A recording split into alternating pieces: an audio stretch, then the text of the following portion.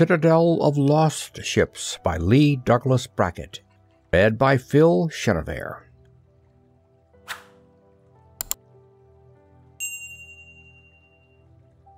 Part 1. Roy Campbell woke painfully. His body made a blind, instinctive lunge for the control panel, and it was only when his hand struck the smooth, hard mud of the wall that he realized he wasn't in his ship any longer, and that the space guard wasn't chasing him, their guns hammering death. He leaned against the wall, the perspiration thick on his heavy chest, his eyes wide and remembering. He could feel again, as though the running fight were still happening, the bucking of his sleek Fitz Southern beneath the calm control of his hands. He could remember the pencil rays lashing through the night, searching for him, seeking his life. He could recall the tiny prayer that lingered in his memory as he fought so skillfully, so dangerously, to evade the relentless pursuer. Then there was a hazy period when a blasting cannon had twisted his ship like a wind-tossed leaf, and his head had smashed cruelly against the control panel. And then the slinking minutes when he had raced for safety, and then the sodden hours when sleep was the only thing in the universe that he craved. He sank back on the hide-frame cot with something between a laugh and a curse. He was sweating, and his wiry body twitched. He found a cigarette, lit it on the second try, and sat still, listening to his heartbeat slow down. He began to wonder then what had wakened him.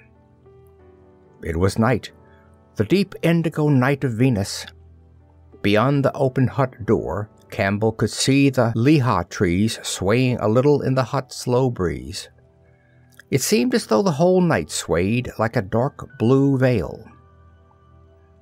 For a long time he didn't hear anything but the far-off screaming of some swamp beast on the kill. Then, sharp and cruel against the blue silence, a drum began to beat. It made Campbell's heart jerk.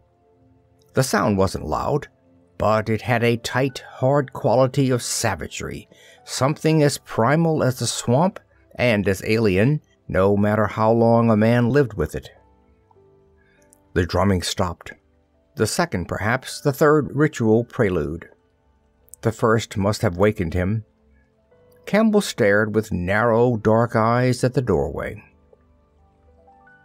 He'd been with the Kralins only 2 days this time, and he'd slept most of that. Now he realized that in spite of his exhaustion, he had sensed something wrong in the village. Something was wrong, very wrong, when the drum beat that way in the sticky night. He pulled on his short black spaceman's boots and went out of the hut. No one moved in the village. Thatch rustled softly in the slow wind, and that was the only sign of life. Campbell turned into a path under the whispering Leigh trees. He wore nothing but the tight black pant of his space garb, and the hot wind lay on his skin like soft hands. He filled his lungs with it. It smelled of warm, still water and green growing things and freedom. Above all, freedom. This was one place where a man could still stand on his legs and feel human. The drumming started again, like a man's angry heart beating out of the indigo night. This time it didn't stop. Campbell shivered. The trees parted presently, showing a round, dark hummock. It was lit by the hot flare of burning Leigh pods. Sweet, oily smoke curled up into the branches. There was a sullen glint of water through the trees, but there were closer glints, brighter, fiercer, more deadly. The glinting eyes of men. Silent men standing in a circle around the hummock. There was a little man crouched on the mound in the center. His skin had the blue whiteness of skim milk. He wore a kilt of iridescent scales. His face was subtly reptilian, broad across the cheekbones and pointed below. a crest of brilliant feathers. They weren't really feathers, but that was as close as Campbell could get, started just above his brow ridges and ran clean down his spine to the waist. They were standing erect now, glowing in the firelight. He nursed a drum between his knees. It stopped being just a drum when he touched it. It was his own heart, singing and throbbing with the hate in it. Campbell stopped short of the circle. His nerves, still tight from his near-fatal brush with the space guard, stung with little flaring pains. He'd never seen anything like this before.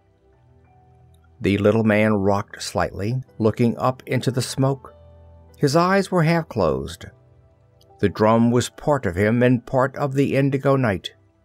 It was part of Campbell, beating in his blood.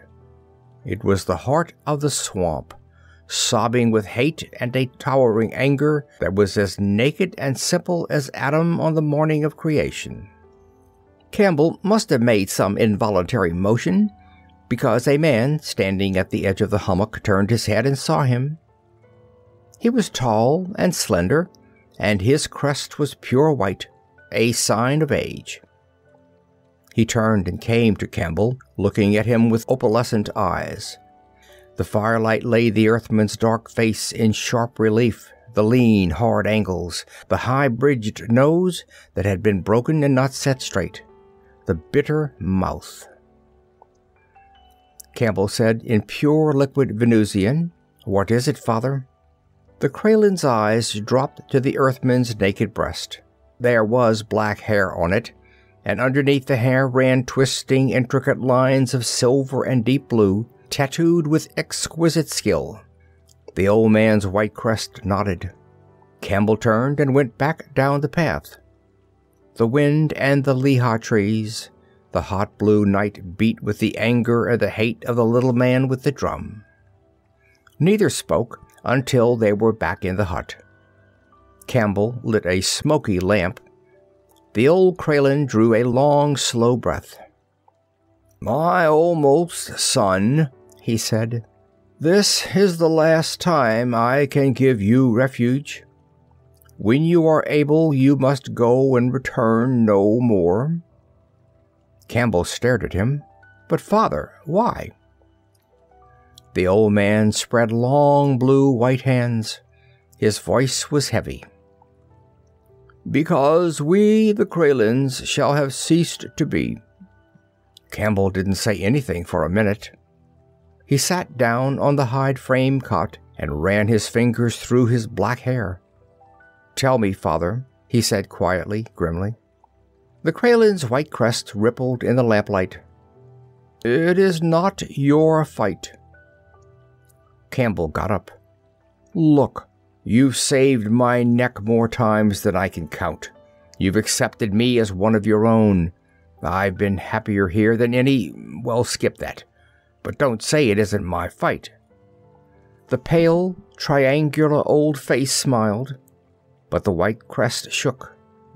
"No, there is really no fight, only death. We're a dying tribe, a mere scrap of old Venus. What matter if we die now or later?"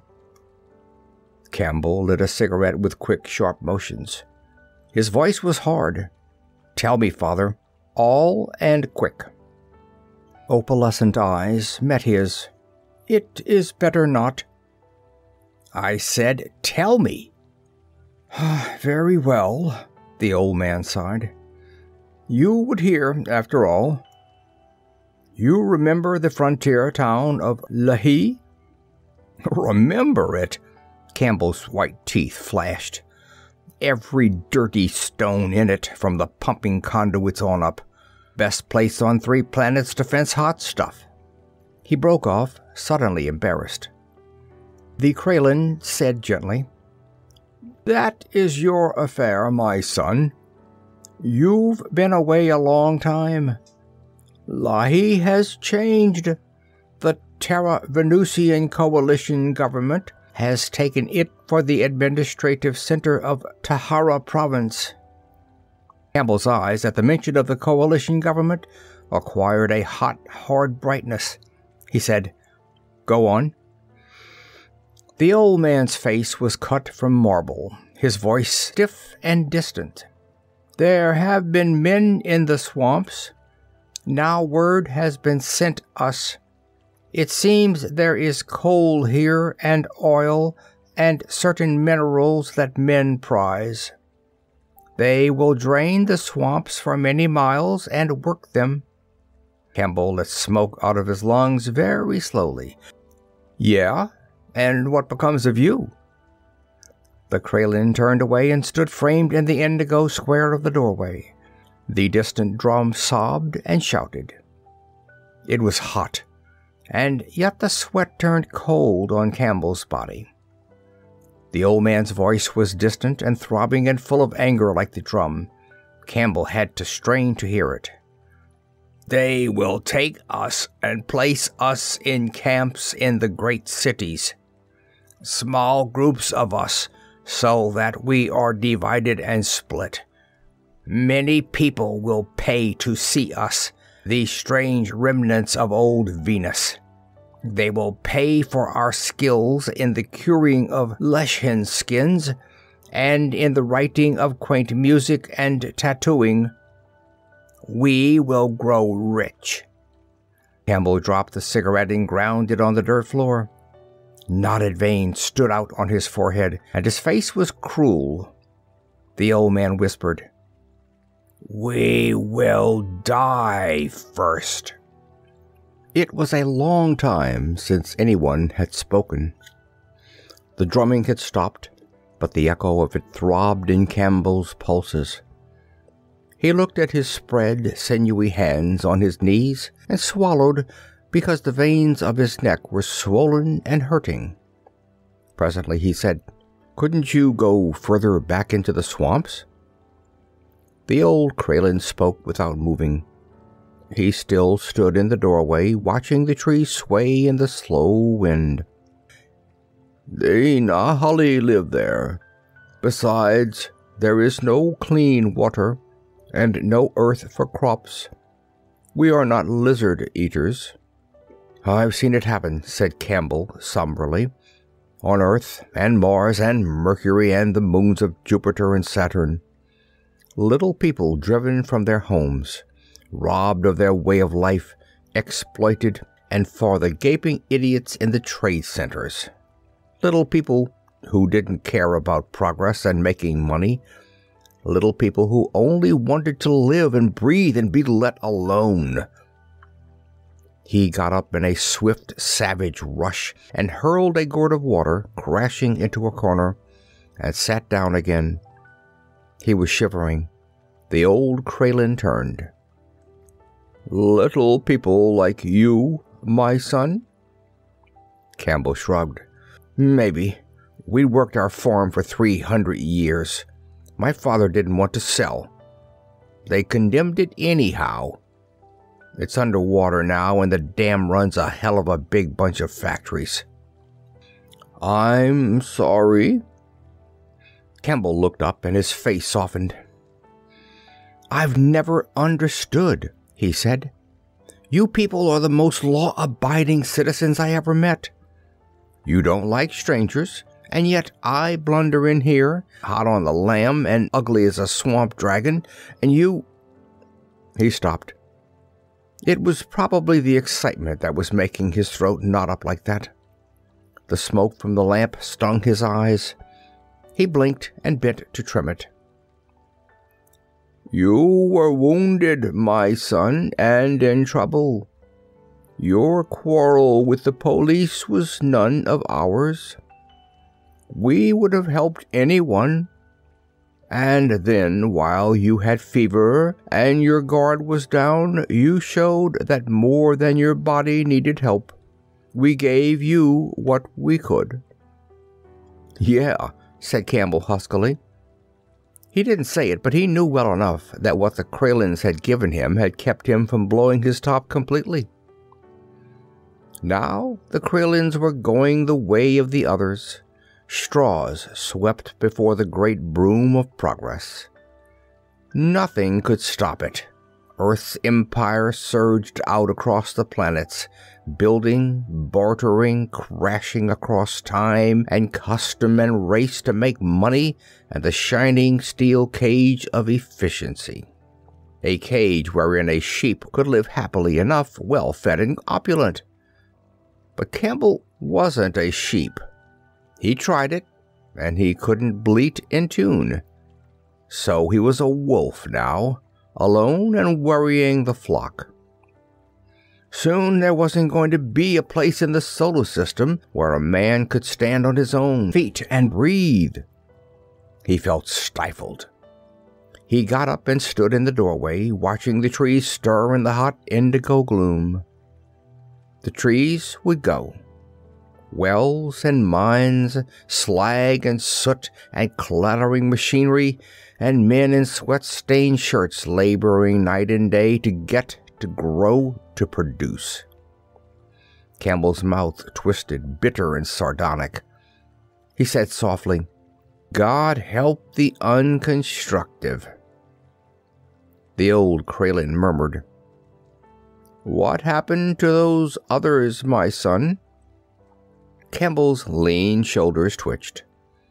"Some of them died. Some of them submitted. The rest—" He turned so suddenly that the old man flinched. Campbell's dark eyes had a hot light in them, and his face was sharply alive. "The rest," he said evenly, "went to Romany." He talked then, urgently, pacing the hut in nervous cat-like strides, trying to remember things he had heard and not been very much interested in at the time.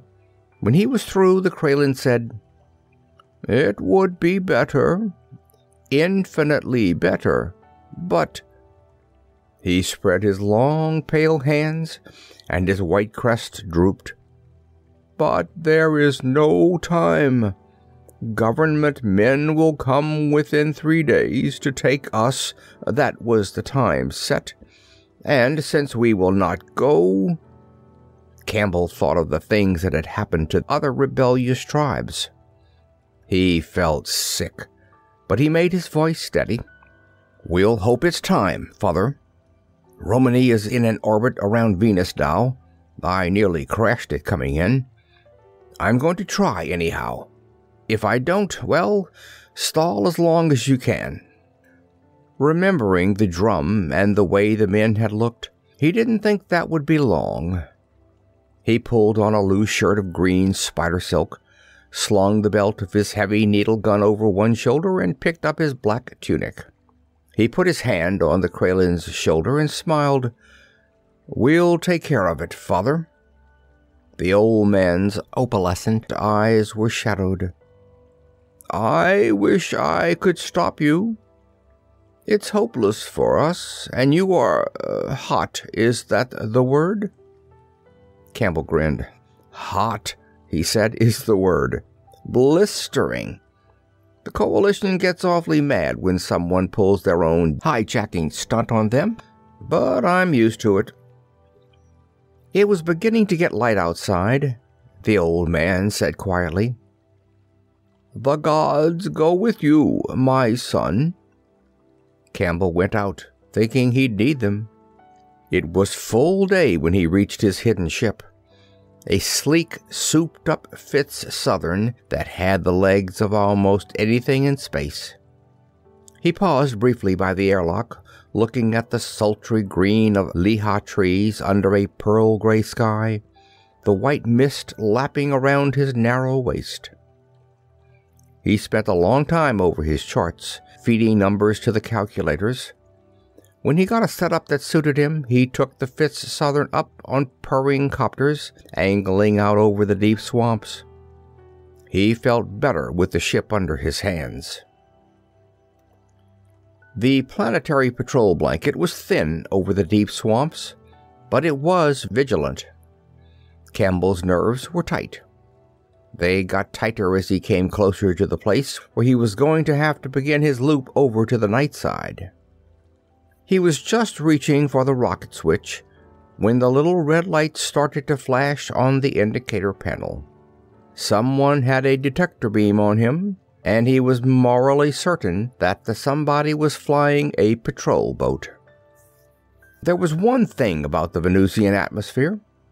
You couldn't see through it even with infrabeams at very long range.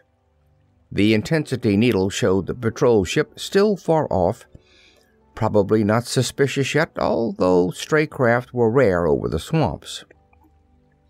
In a minute, the copper would be calling for information, with his mass detectors giving the Fitz Southern a massage.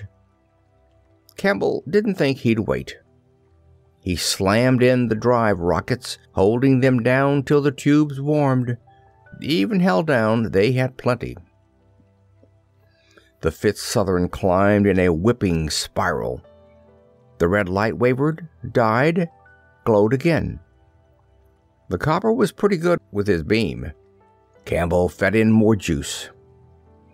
The red light died again, but the patrol boat had all its beams out now, spread like a fishnet.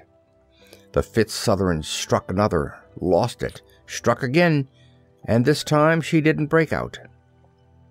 Campbell felt the sudden racking jar all through him. "Tractor beams," he said. "You think so, buddy?" The drive jets were really warming now. He shot it to them.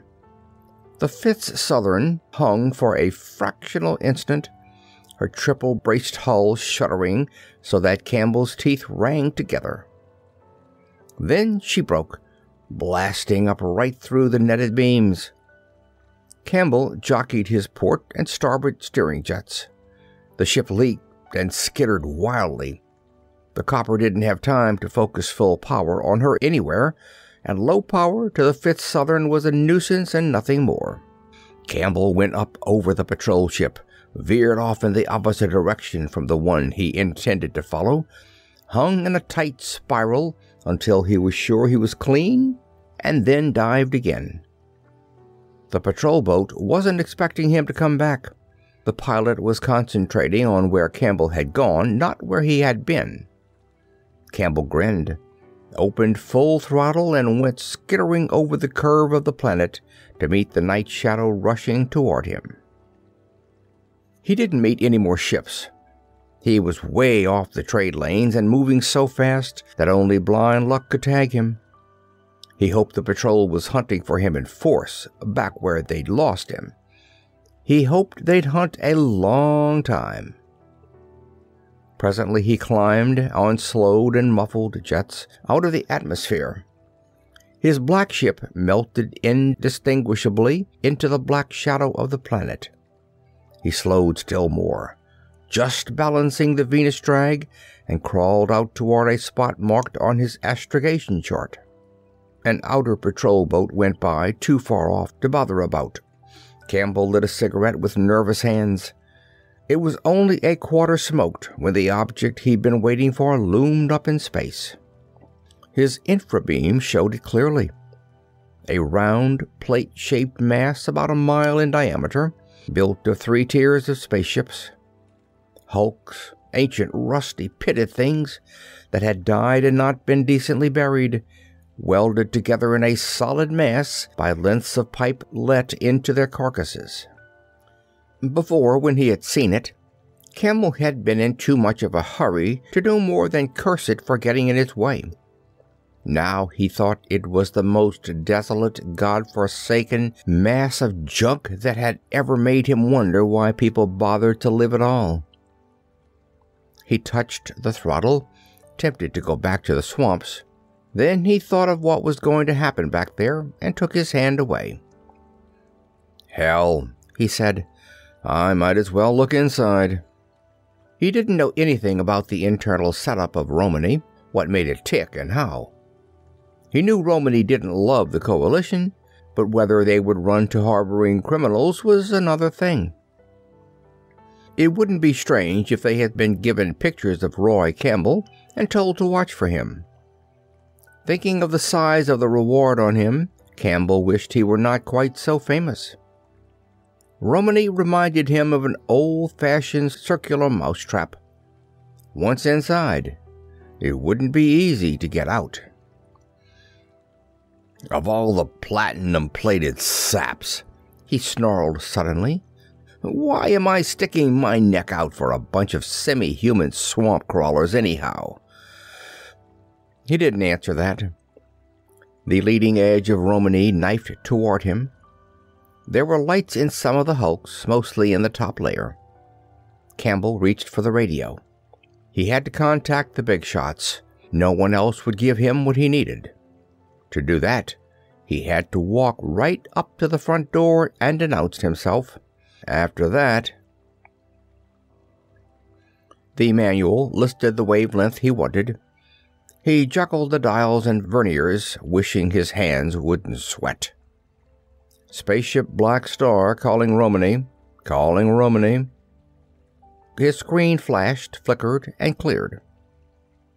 Romany acknowledging. Who are you and what do you want? Campbell's screen showed him a youngish man, a Taxel, he thought, from some Mercurian backwater.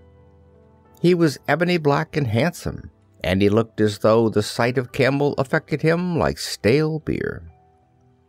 Campbell said, Cordial guy, aren't you?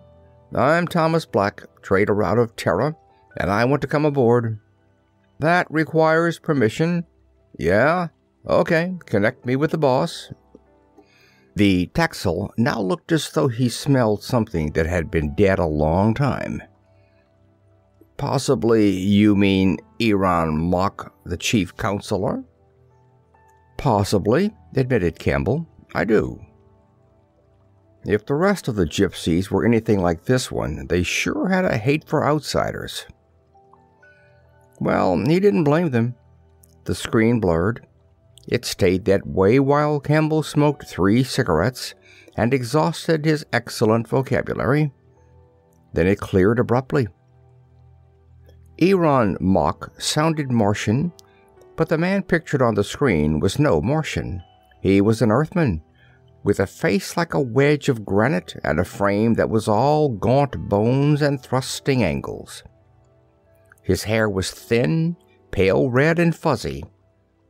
His mouth was thin. Even his eyes were thin, close slits of pale blue with no lashes. Campbell disliked him instantly. I'm Tradick, said the Earthman. His voice was thin, with a sound in it like someone walking on cold gravel. Terran Overchief. Why do you wish to land, Mr. Black? I bring a message from the Kraden people of Venus. They need help. Tradick's eyes became, if possible, thinner and more pale. Help? Yes, help. Campbell was struck by a sudden suspicion. Something he caught flickering across Tradick's granite features when he said Kralin. He went on slowly. The Coalition is moving in on them. I understand you people of Romany help in cases like that? There was a small, tight silence. I'm sorry, said Tradick. There is nothing we can do. Campbell's dark face tightened. Why not? You helped the Shenyot people on Ganymede and the Drylanders on Mars. That's what Romany is, isn't it? A refuge for people like that? As a Lotnik, there's a lot you don't know. At this time, we cannot help anyone. Sorry, Black. Please clear ship. The screen went dead. Campbell stared at it with sultry eyes. Sorry? The hell you're sorry. What gives here, anyway? He thrust out an angry hand to the transmitter, and then, quite suddenly, the Taxel was looking at him out of the screen. The hostile look was gone. Anger replaced it, but not anger at Campbell. The Taxel said in a low, rapid voice, You're not lying about coming from the Kralins? No, I'm not lying. He opened his shirt to show the tattoo. The dirty scut. Mr. Black, clear ship and then make contact with one of the outer hulks on the lowest tier. You'll find emergency hatchways in some of the pipes. Come inside and wait. His dark eyes had a savage glitter. There are some of us, Mr. Black, who still consider Romany a refuge. Campbell cleared ship. His nerves were singing in little, tight jerks. He stepped into something here, something big and ugly. There had been a certain ring in the Taxil's voice. The thin, gravelly Mr. Tradick had something on his mind, too. Something important about Kraylins. Why Kraylins, of all the unimportant people on Venus? Trouble on Romany. Romany, the gypsy world, the solar system's stepchild. Strictly a family affair. What business did a public enemy with a low number and a high valuation have mixing into that? Then he thought of the drum beating in the indigo night, and an old man watching the Leigh trees stir in a slow, hot wind. Roy Campbell called himself a short, bitter name and sighed, and reached lean brown hands for the controls. Presently, in the infrafield, he made out an ancient Crub freighter on the edge of the lowest level, connected to companion wrecks by sections of 12-foot pipe. There was a hatch in one of the pipes with a handwheel. The Fitz Southern glided with exquisite daintiness to the pipe, touched it gently, threw out her magnetic grapples and suction flanges, and hung there. The airlock exactly covered the hatchway. End of Part 1. Part 2. Campbell got up. He was sweating and as edgy as a tomcat on the prowl. With great care, he buckled his heavy gun around his narrow hips. Then he went into the airlock. He checked grapples and flanges with inordinate thoroughness. The hatch wheel jutted inside. He picked up a spanner and turned it, not touching the frigid metal. There was a crude barrel lock beyond. Campbell ran his tongue once over dry lips, shrugged, and climbed in. He got through into a space that was black as the coal sack. The air was thin and bitingly cold. Campbell shivered in his silk shirt. He laid his hand on his gun butt and took 2 cautious steps away from the bulge of the lock, wishing to hell he were someplace else. Cold green light exploded out of nowhere behind him. He half-turned, his gun blurring into his palm, but he had no chance to fire it. Something whipped down across the nerve center in the side of his neck. His body simply faded out of existence. He fell on his face and lay there, struggling with all his might to move and achieving only a faint twitching of the muscles. He knew vaguely that someone rolled him over. He blinked up into the green light and heard a man's deep, soft voice say from the darkness behind it, "What made you think you could get away with it?" Campbell tried 3 times before he could speak. "With what?" "Spying. Does Tradick think we're children?" "I wouldn't know." It was easier to speak this time. His body was beginning to fade in again like something on a television screen. He tried to close his hand. It didn't work very well, but it didn't matter. His gun was gone. Something moved across the light. A man's body. A huge, supple, muscular thing the color of dark bronze. It knelt with a terrible, tigerish ease beside Campbell, the bosses on its leather kilt making a clinking noise. There was a jeweled gorget of reddish metal around the base of its throat. The stones had a wicked glitter. The deep, soft voice said, "Who are you?" Campbell tried to force the returning life faster through his body. The man's face was in shadow. Campbell looked up with sultry, furious eyes and achieved a definite motion toward getting up. The kneeling giant put out his right arm. The green light burned on it. Campbell's eyes followed it down toward his throat. His face became a harsh, irregular mask cut from dark wood. The arm was heavily, beautifully muscled, but where the hand should have been there was a leather harness and a hook of polished Martian bronze. Campbell knew what had struck him.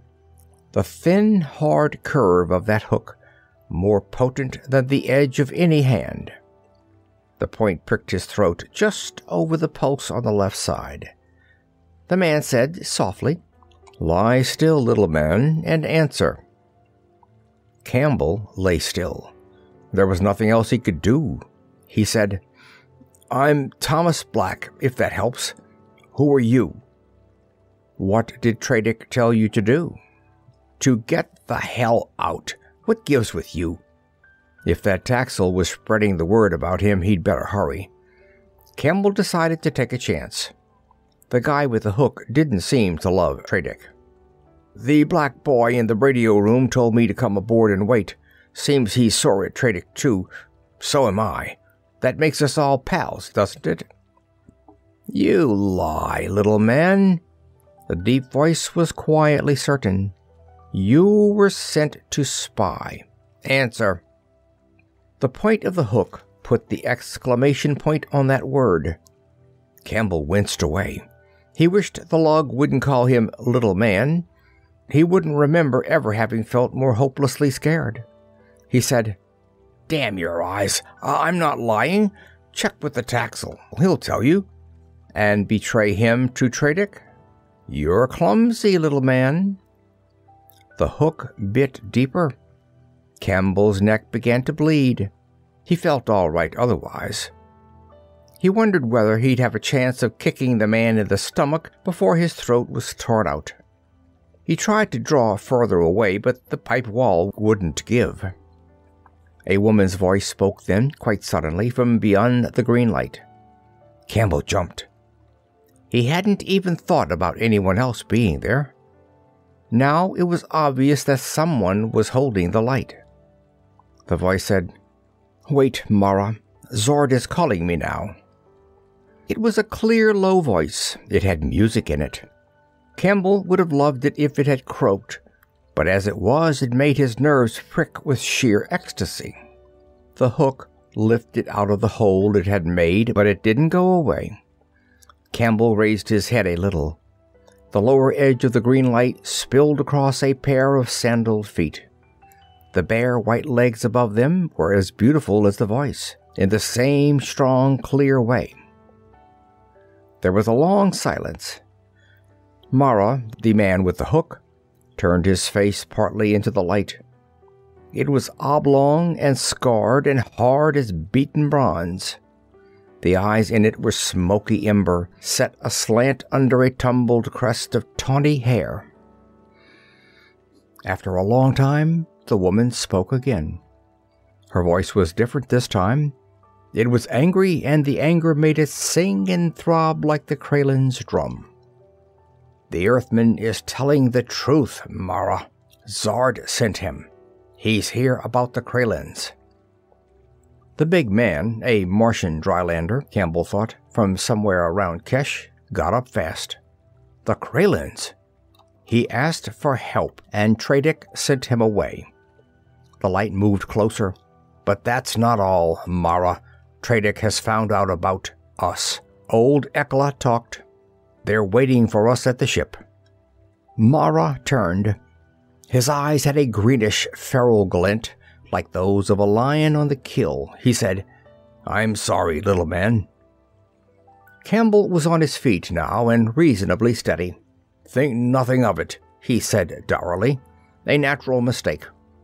He looked at the hook and mopped the blood from his neck and felt sick. He added, "The name's Black, Thomas Black." "It wouldn't be Campbell?" asked the woman's voice. "Roy Campbell?" He squinted into the light, not saying anything. The woman said, "You are Roy Campbell. The Space Guard was here not long ago hunting for you. They left your picture." He shrugged. "All right, I'm Roy Campbell." "That," said Mara softly, "helps a lot." He could have meant it any way. His hook made a small, savage flash in the green light. "There's trouble here on Romany. Civil war. Men are going to be killed before it's over. Perhaps now. Where's your place in it?" "How do I know? The Coalition is moving in on the Kralens. I owe them something. So I came here for help. Help, yeah. You'll get it, said the woman. You'll get it somehow if any of us live. Campbell raised his dark brows. What goes on here anyhow? The woman's low voice sang and throbbed against the pipe walls. A long time ago, there were a few ships, old ships, crowded with people who had no homes, little drifting people who made a living selling their odd handicrafts in the spaceports, who were cursed as a menace to navigation and distrusted as thieves. Perhaps they were thieves. They were also cold and hungry and resentful. After a while, the ships began to band together.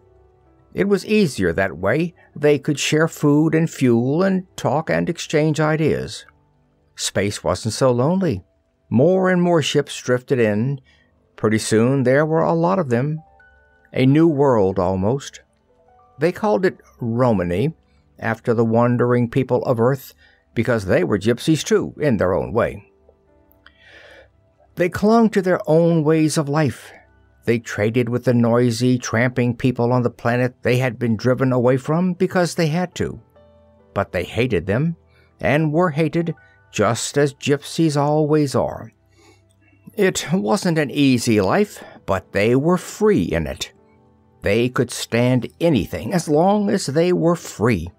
And always, anywhere in the solar system, wherever some little lost tribe was being swallowed up and needed help, ships from Romany went to help them. Her voice dropped. Campbell thought again of the Kralen's drum singing its anger in the indigo night. That was the creed of Romany, she whispered.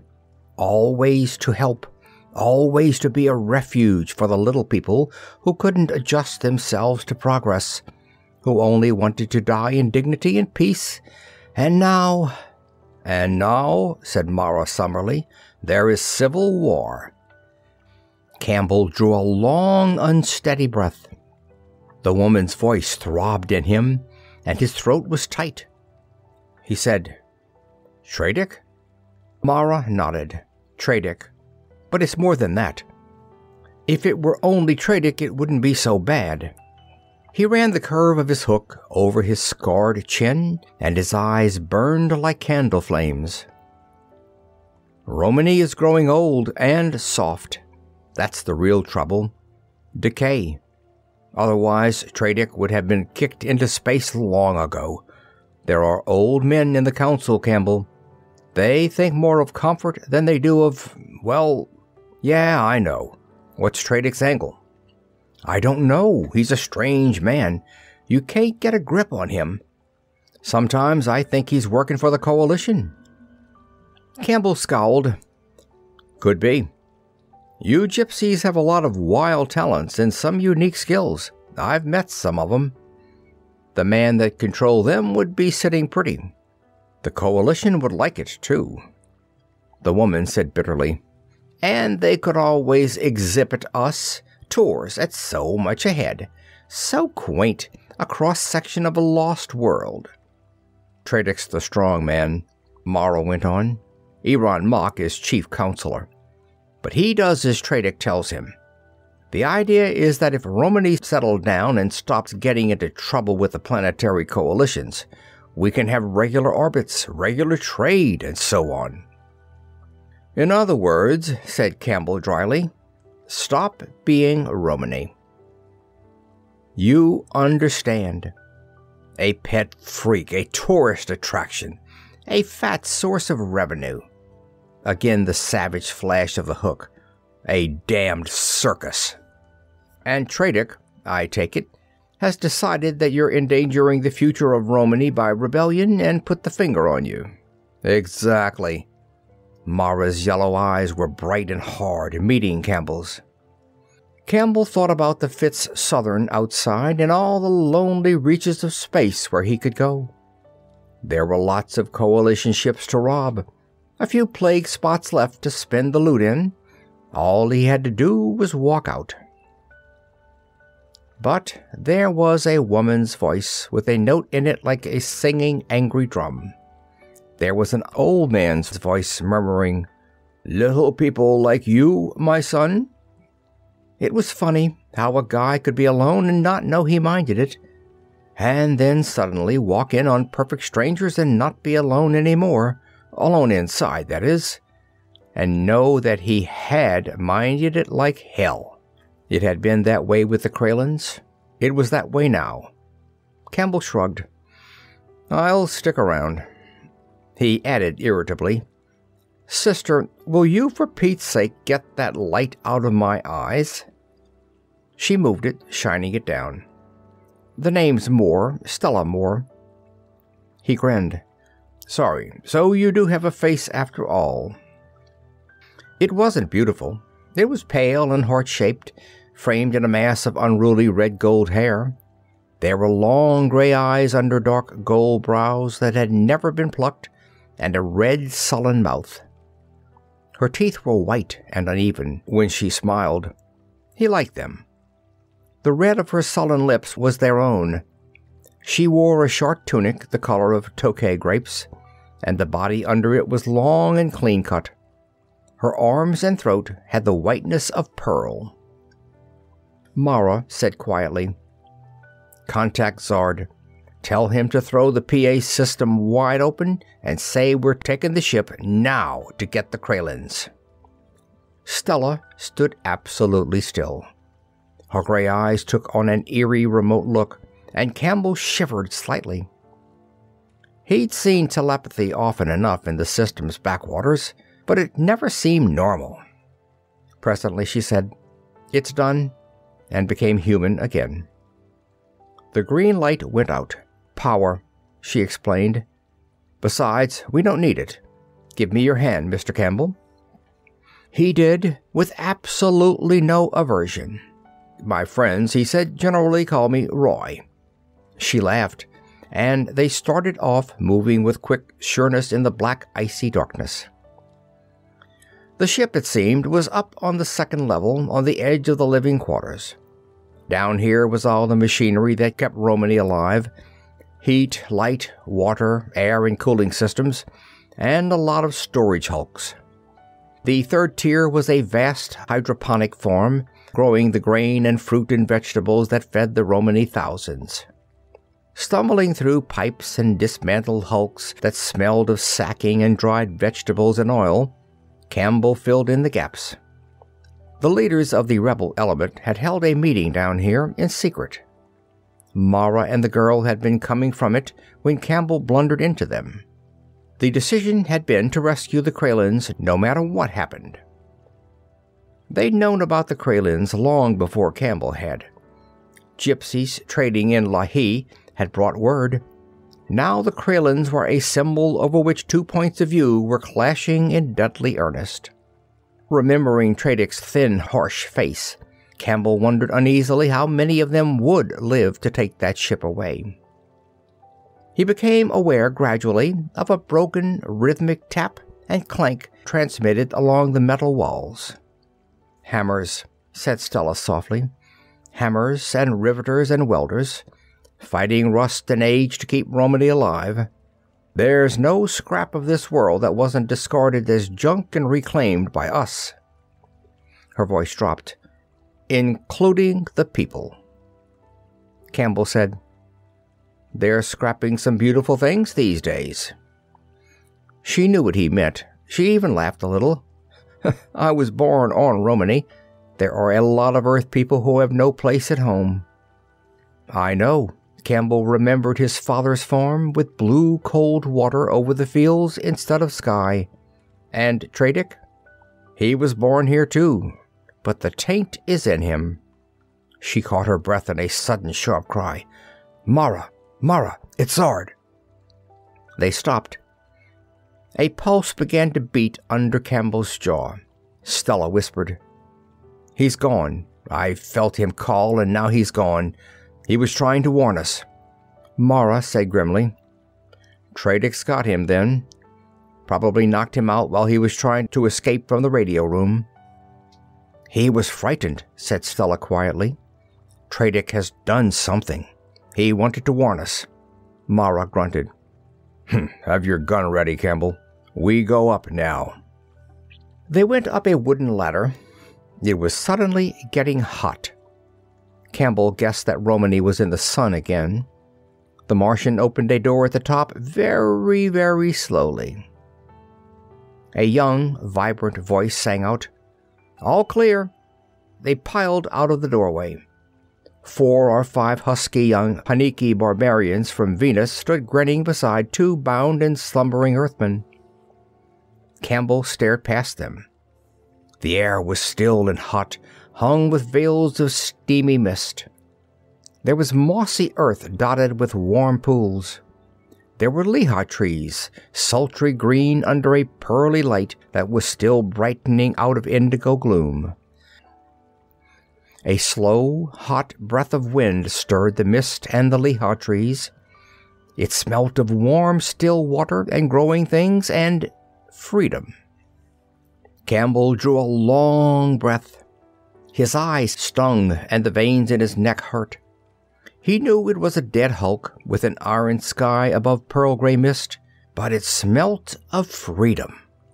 He said, "What are we waiting for?" Mara laughed, and the young Venusian laughed. Barbarians going to fight and laughing about it. Stella's gray eyes held a sultry flame, and her lips were blood orange and trembling. Campbell kissed them. He laughed too softly and said, "Okay, Gypsy, let's go." They went through the 7 hulks of the Venusian quarter. Because of the Kralins, most of the Venusians were with the rebels, but even so, there were angry voices raised, and fists, and a few weapons, and some blood got spilled. More tow-headed young men joined them, and squat little upland nomads who could talk to animals, and 3 4-armed serpentine crawlers from the Lohari swamps. They came presently to a huge dismantled Hoyt freighter on the edge of the Venusian quarter. There were piles of goods waiting lading through the row of airlocks into smaller trading ships.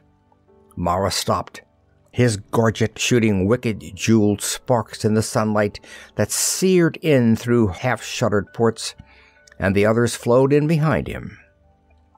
They were on a narrow gallery about halfway up the inner wall.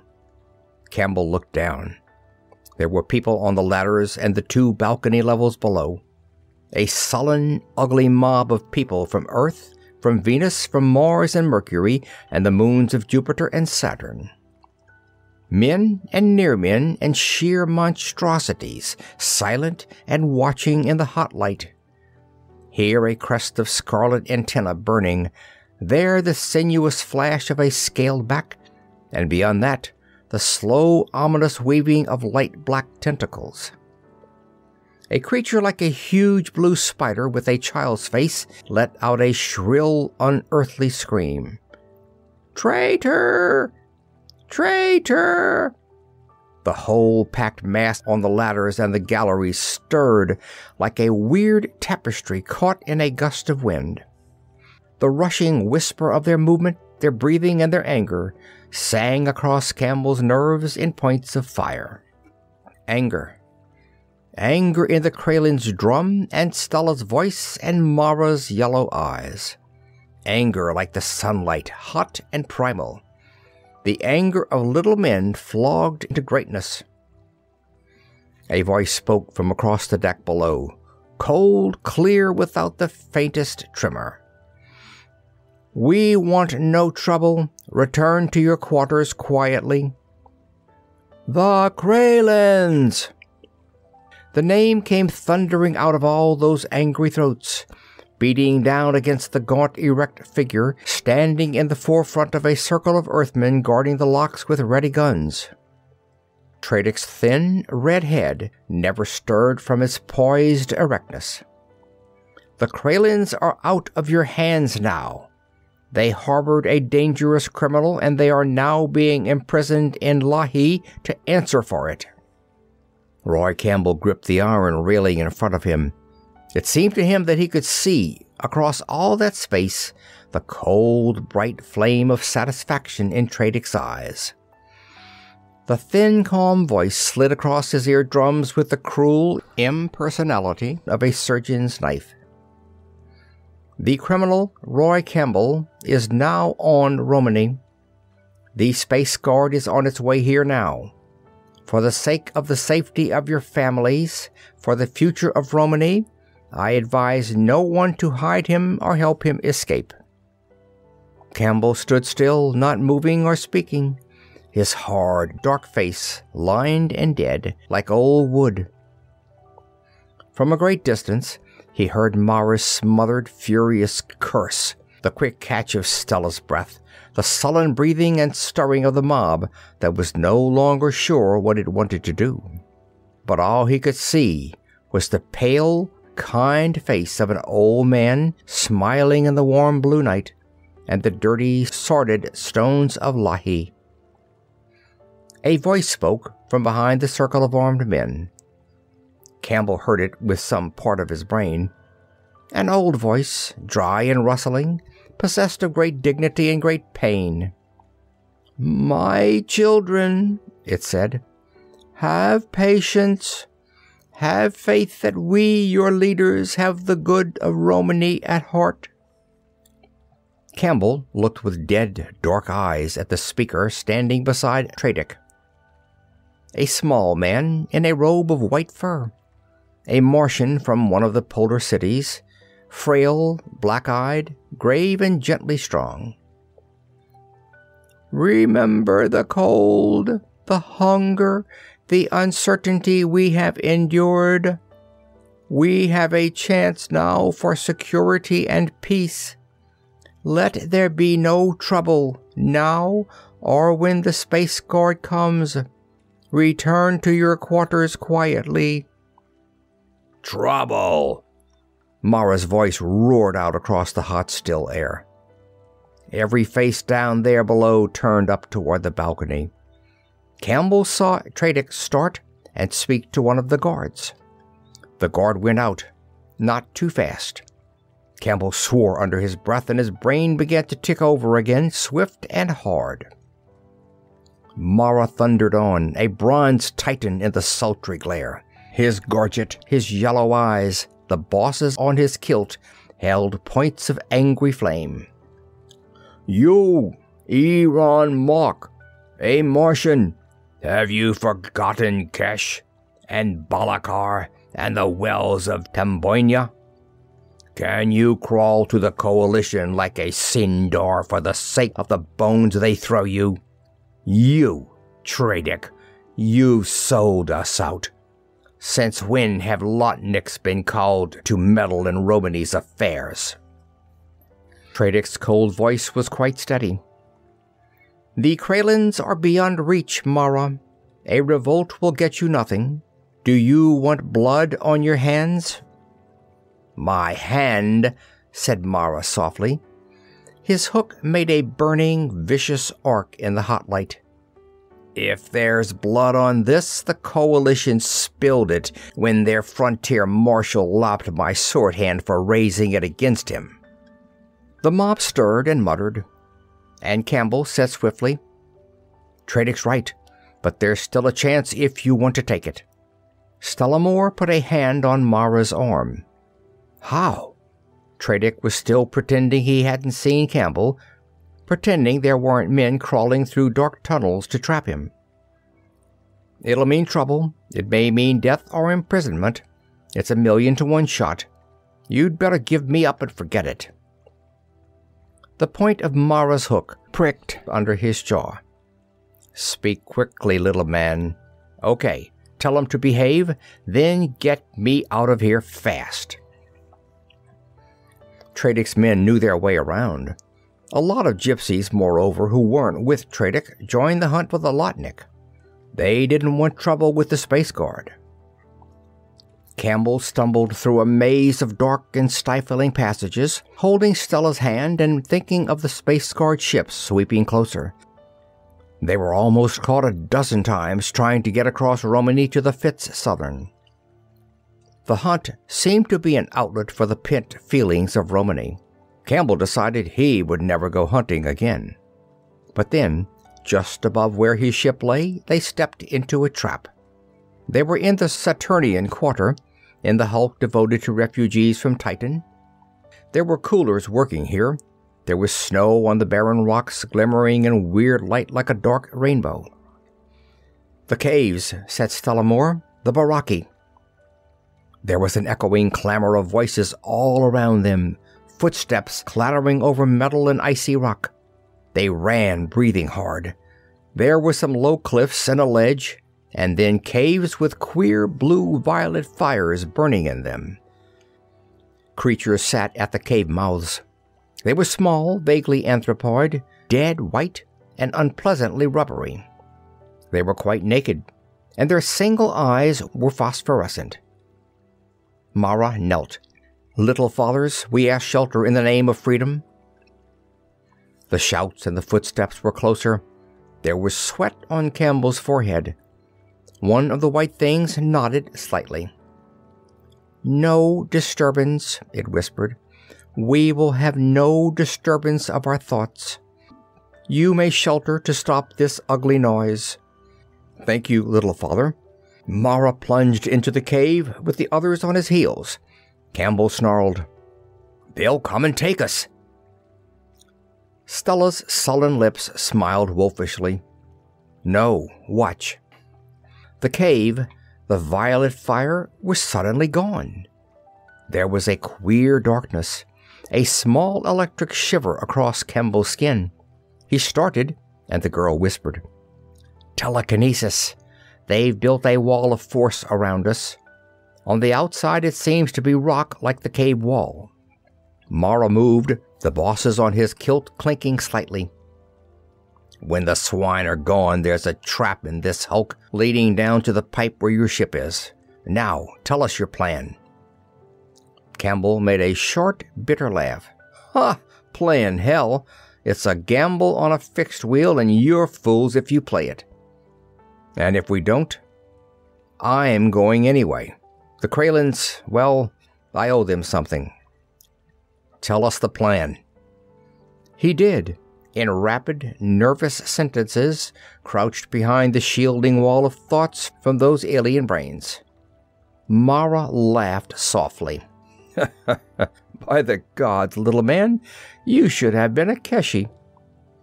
"I can think of a lot of things I should have been," said Campbell dourly. "Hey, there goes our wall." It hadn't been more than 4 minutes, long enough for them to look and go away again. There might still be time before the space guard came. There was just. The getaway couldn't have been more perfectly timed. Campbell grinned, feeding power into his jets with exquisite skill. He didn't have a Chinaman's chance.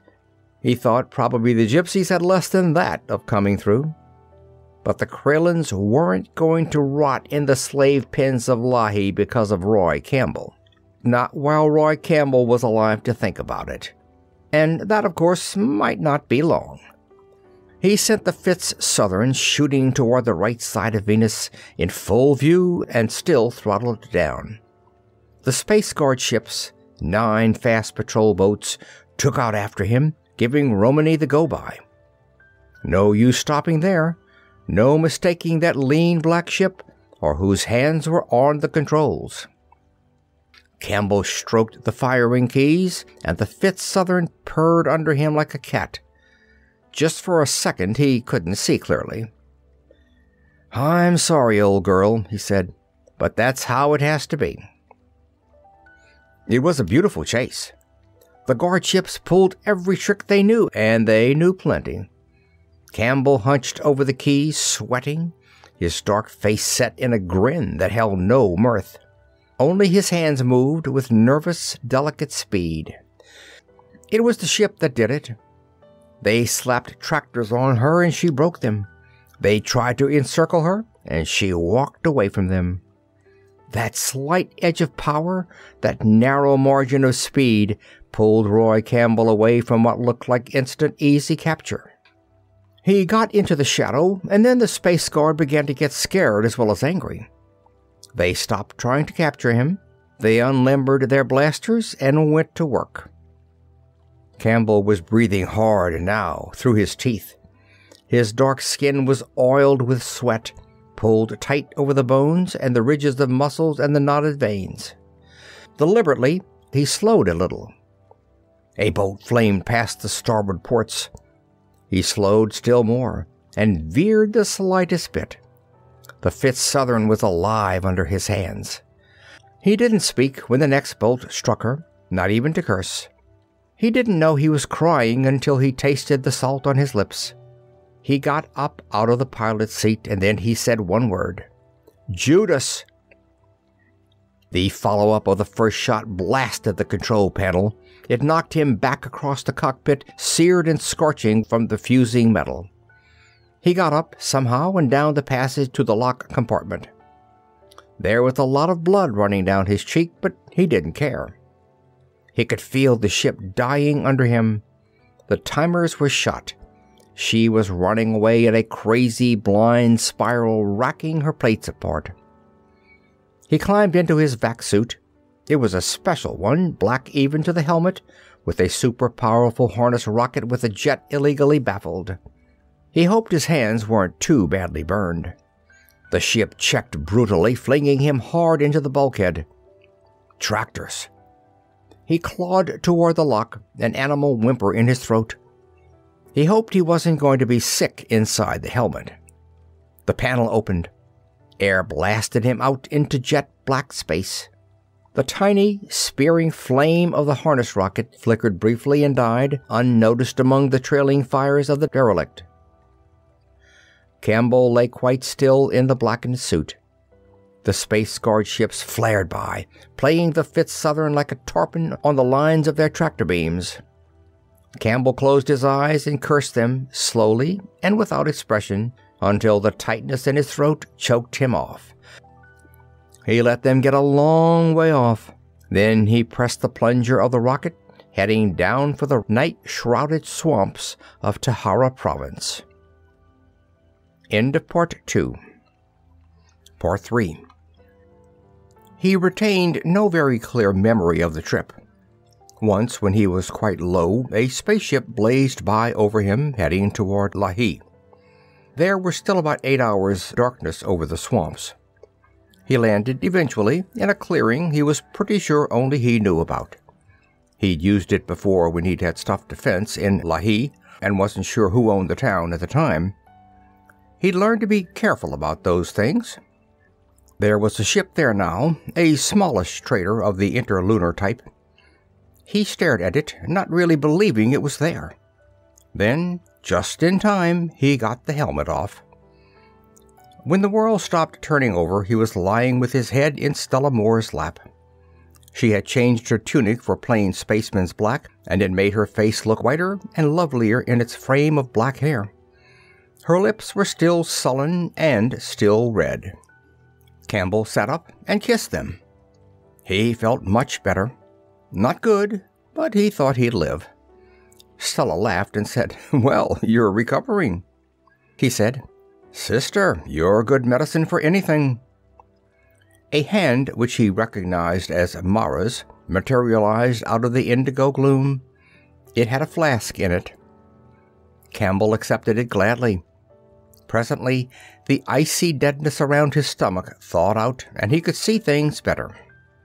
He got up rather unsteadily and fumbled for a cigarette. His shirt had been mostly blown and charred off of him, and his hands hurt like hell. Stella gave him a smoke and a light. He sucked it in gratefully and said, "Okay, kids, are we all ready?" They were. Campbell let off. He drained the flask and was pleased to find himself firing on all jets again. He felt empty and relaxed and ready for anything. He hoped the liquor wouldn't wear off too soon. There was a path threaded through the hammocks, the bogs, and potholes and reeds, and leha trees. Only Campbell, who had made it, could have followed it. Remembering his blind stumbling in the mazes of Romany, he felt pleased about that. He said, rather smugly, "Be careful not to slip. How'd you fix the getaway?" Mara made a grim little laugh.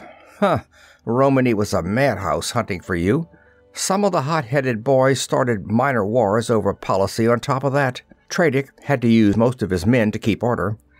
Besides, of course, he thought we were beaten on the Kralin question.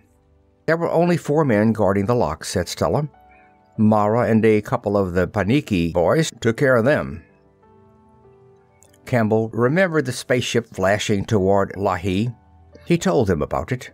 Could be Tradick coming to supervise our defeat in person. Defeat? It was because he was a little tight, of course, but he didn't think anyone could beat him this night. He laughed. Something rippled out of the indigo night to answer his laughter. Something so infinitely sweet and soft that it made him want to cry, and then shocked him with the deep and iron power in it. Campbell looked back over his shoulder. He thought, me? Hell, these are the guys who'll do it if it's done. Stella was behind him. Beyond her was a thin, small man with 4 arms. He wore no clothing but his own white fur, and his head was crowned with feathery antennae.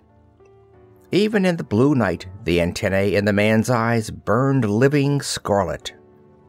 He came from Callisto, and he carried in his 4 hands a thing vaguely like a harp, only the strings were doubly banked. It was the harp that had spoken. Campbell hoped it would never speak against him.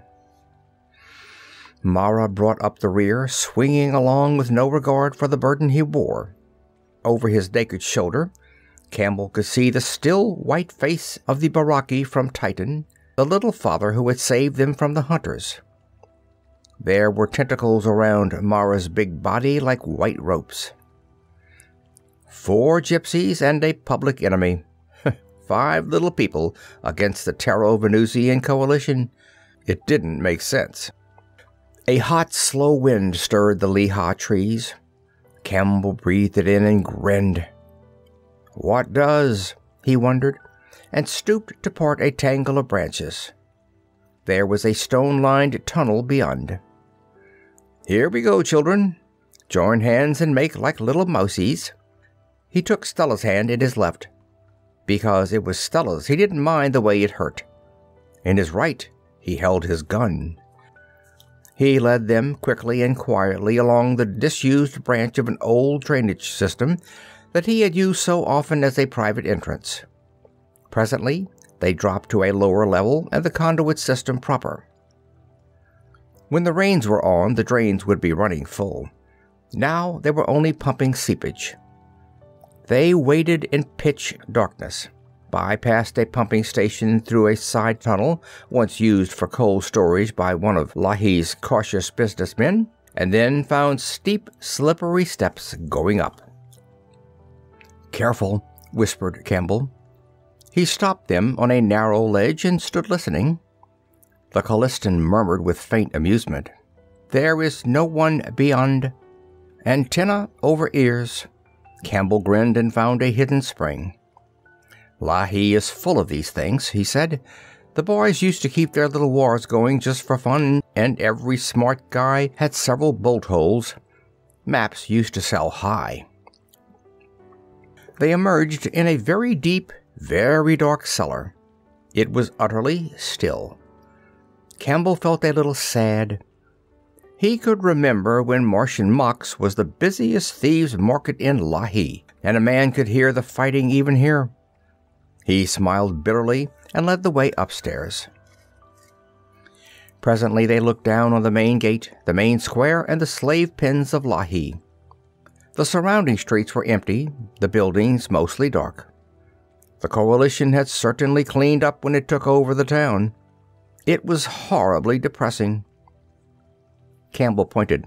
Reception committee. Tradick radioed anyway. One'll get you 20. He followed it up in person. The gate was floodlighted over a wide area, and there were a lot of tough-looking men with heavy-duty needle guns. In this day of anesthetic charges, you could do a lot of effective shooting without doing permanent damage. There were more lights and more men by the slave pens. Campbell couldn't see much over the high stone walls of the pens. Vague movement, the occasional flash of a brilliant crest. He had known the Kralins would be there. It was the only place in Leigh where you could imprison a lot of people and be sure of keeping them. Campbell's dark face was cruel. "Okay," he said. "Let's go." Down the stone steps to the entrance. Stella's quick breathing in the hot darkness, the rhythmic clink of the bosses on Mara's kilt. Campbell saw the eyes of the Callistian harper glowing red and angry. He realized he was sweating. He had forgotten his burns. Stella opened the heavy steel-sheathed door. Quietly, slowly. The Baraki whispered, "Put me down." Mara set him gently on the stone floor. He folded in upon himself, tentacles around white rubbery flesh. His single eye burned with a cold phosphorescence. He whispered, "Now." The Callistan harper went to the door. Reflected light painted him briefly, white fur and scarlet crest and outlandish harp, and the glowing, angry eyes. He vanished. Out of nowhere, the harp began to sing. Through the partly open door, Campbell had a clear view of the square and the gate. In all that glare of light on empty stone, nothing moved, and yet the music rippled out. The guards. Campbell could see the startled glitter of their eyeballs in the light. There was nothing to shoot at.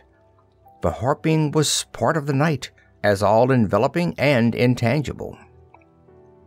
Campbell shivered. A pulse beat like a trip hammer under his jaw. Stella's voice came to him, a faint breath out of the darkness. "The Baraki is shielding him with thought, a wall of force that turns the light." The edge of the faint light touched her cheek, the blackness of her hair. Mara crouched beyond her, motionless.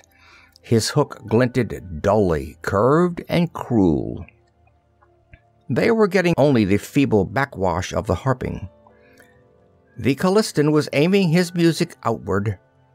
Campbell felt it sweep and tremble, blend with the hot, slow wind and the indigo sky. It was some trick of vibrations, some diabolical thrusting of notes against the brain like fingers to press and control. Something about the double-banked strings thrumming against each other under the cunning of four skilled hands. But it was like witchcraft. "The harp of Dagda," whispered Stella Moore, and the Irish music in her voice was older than time. The Scot in Campbell answered it. Somewhere outside a man cursed, thickly, like one drugged with sleep and afraid of it. A gun went off with a sharp slapping sound. Some of the guards had fallen down. The harp sang louder, throbbing along the gray stones. It was the slow wind, the heat, the deep blue night. It was sleep. The floodlights blazed on empty stone, and the guards slept. The Baraki sighed and shivered and closed his eye. Campbell saw the Callistan harper standing in the middle of the square, his scarlet crest erect, striking the last thrumming note. Campbell straightened, catching his breath in a ragged sob. Mara picked up the Baraki. He was limp like a tired child. Stella's eyes were glistening and strange. Campbell went out ahead of them. It was a long way across the square, in the silence and the glaring lights. Campbell thought the harp was a nice weapon. It didn't attract attention because everyone who heard it slept. He flung back the 3 heavy bars of the slave gate. The pain of his burned hands jarred him out of the queer mood the harping and his Celtic blood had put on him. He began to think again.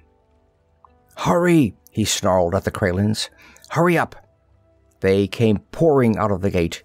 Men, women with babies, little children. Their crests burned in the sullen glare. Campbell pointed to Mara. "Follow him." They recognized him, tried to speak, but he cursed them on. And then an old man said, "My son." Campbell looked at him and then down at the stones. "For God's sake, Father, hurry." A hand touched his shoulder gently. He looked up again and grinned.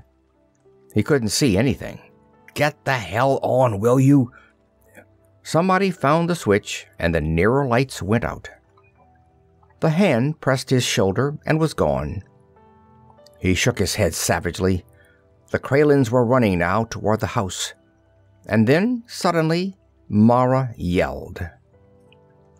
Men were running into the square, 8 or 10 of them, probably the bodyguard of the burly gray-haired man who led them. Beside the gray-haired man was Tradick, overchief of the Terran quarter of Romany. They were startled. They hadn't been expecting this. Campbell's battle-trained eye saw that. Probably they had been making a routine tour of inspection and just stumbled onto the crash-out. Campbell fired from the hip. Anesthetic needles sprayed into the close-packed group. 2 of them went down. The rest scattered, dropping flat. Campbell wished there had been time to kill the gate lights. At least the shadows made shooting tricky. He bent over and began to run, guarding the rear of the Kraylin's line. Stella, in the cover of the doorway, was laying down a methodical wall of needles. Campbell grinned. Some of the Kraylins caught it and had to be carried. That slowed things down. Campbell's gun clicked empty. He shoved in another clip, cursing his burned fingers. A charge sang by him, close enough to stir his hair. He fired again, blanketing the whole sector where the men lay. He wished he could blow Tradick's head off. The Kraylins were vanishing into the house. Mara and the Callistan had gone ahead, leading them. Campbell groaned. Speed was what they needed. Speed! A child, separated from his mother in the rush, knelt on the stones and shrieked. Campbell picked him up and ran on. Enemy fire was slackening. Stella was doing all right. The last of the Kraylins shoved through the door. Campbell bounded up the steps. Stella got up off her belly and smiled at him. Her eyes shone. They were halfway through the door when the cold voice said behind them, "There are lethal needles in my gun. You had better stop." Campbell turned slowly. His face was wooden. Tradick stood at the bottom of the steps. He must have crawled around the edge of the square where the shadows were thick under the walls. "Drop your gun, Campbell, and you, Stella Moore." Campbell dropped it. Tradick might be bluffing about those needles, but a Mickey at this stage of the game would be just as fatal. Stella's gun clattered beside him. She didn't say anything, but her face was coldly murderous. Tradick said evenly, "You might as well call them back, Campbell. You led them in, but you're not going to lead them out." It was funny, Campbell thought, how a man's voice could be so cold when its eyes had fire in them. He said sullenly, "Okay, Tradick, you win. But what's the big idea behind this?" Tradick's face might have been cut from granite except for the feral eyes. "I was born on Romany. I froze and starved in those rotten hulks. I hated it. I hated the darkness, the loneliness, the uncertainty. But when I said I hated it, I got a beating. Everybody else thought it was worth it. I didn't. They talked about freedom, but Romany was a prison to me. I wanted to grow and I was stifled inside it. Then I got an idea. If I could rule Romany and make a treaty with the Coalition, I'd have money and power.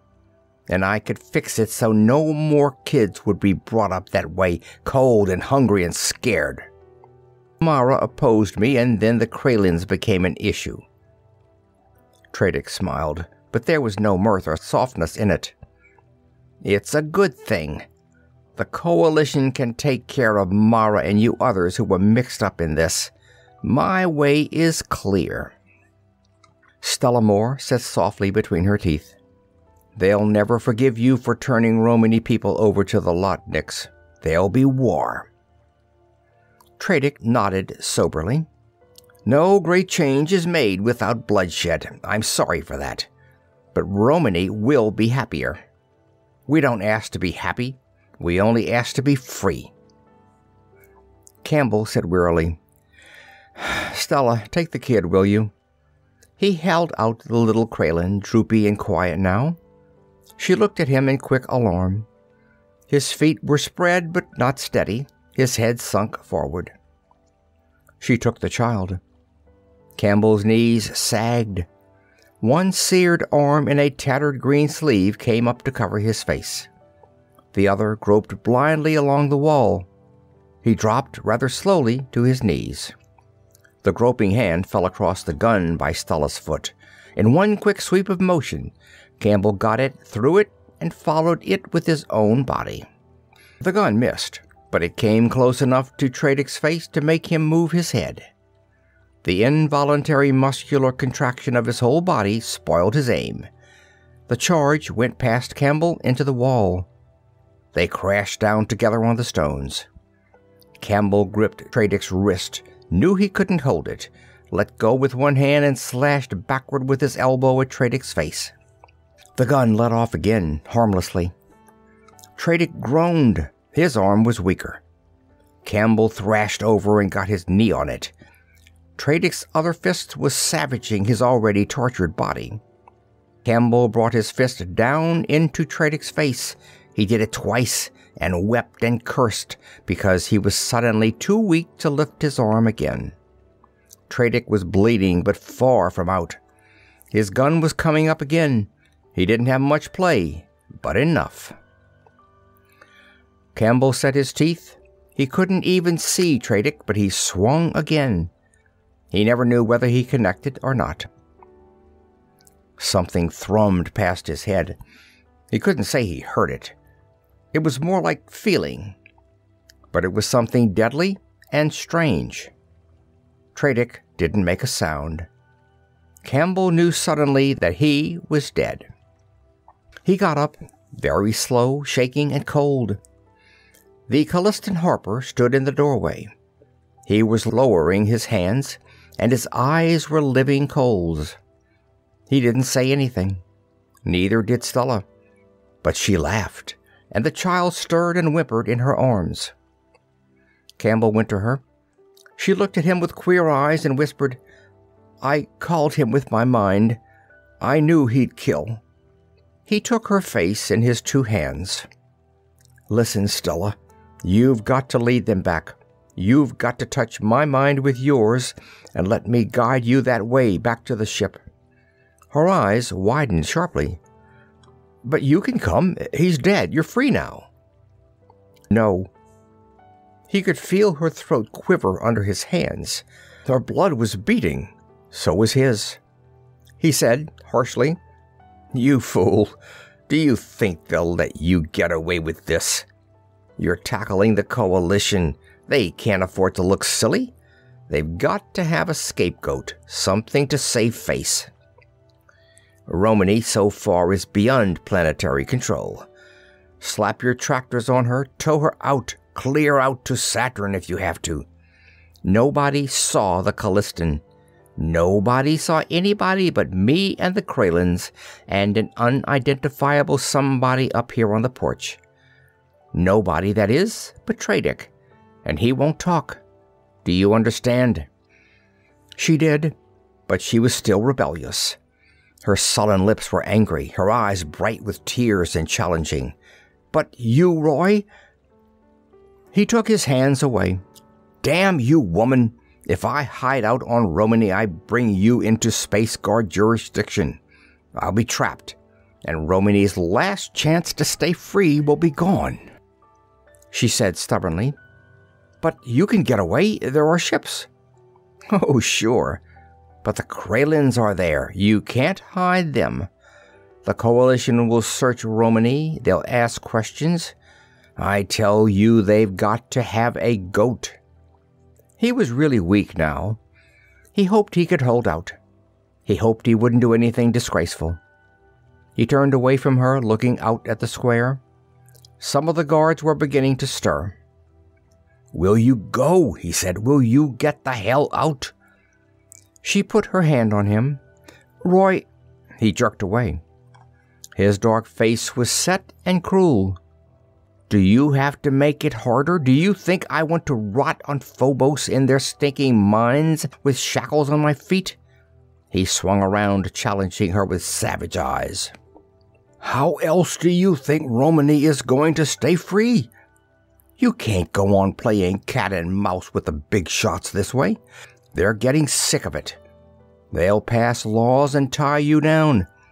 Somebody's got to spread Romany all over the solar system. Somebody's got to pull a publicity campaign that'll make the great dumb public sit up and think. If public opinion's with you, you're safe. He smiled. I'm big news, sister. I'm Roy Campbell. I can splash your lousy little mess of tin cans all over with glamour so the great dumb public won't let a hair of your little head be hurt. If you want to, you can raise a statue to me in the council hall. And now, will you, for God's sake, go? She wasn't crying. Her gray eyes had lights in them. You're wonderful, Roy. I didn't realize how wonderful. He was ashamed then. Nuts. In my racket, you don't expect to get away with it forever. Besides, I'm an old dog. I know my way around. I have a little dough saved up. I won't be in for long. I hope not, she said. Oh, Roy, it's so stupid. Why do Earthmen have to change everything they lay their hands on? He looked at Tradick lying on the stones. His voice came slow and somber. They're building, Stella. When they're finished, they'll have a big, strong, prosperous world extending all across the planets, and the people who belong to that world will be happy. But before you can build, you have to grade and level, destroy the things that get in your way. We're the things, the trees, stumps, and the rocks that grew one way and can't be changed. They're building, Stella. They're growing. You can't stop that. In the end, it'll be a good thing, I suppose. But right now, for us... He broke off. He thrust her roughly inside and locked the steel-sheathed door. You've got to go now. It was dark and hot. The Kralian child whimpered. He could feel Stella close to him. He found her lips and kissed them. He said, So long, kid. And about that statue, you'd better wait till I come back to pose for it. His voice became a longing whisper. And I'll be back, he promised. End of Part 3. End of Citadel of Lost Ships by Leigh Douglas Brackett.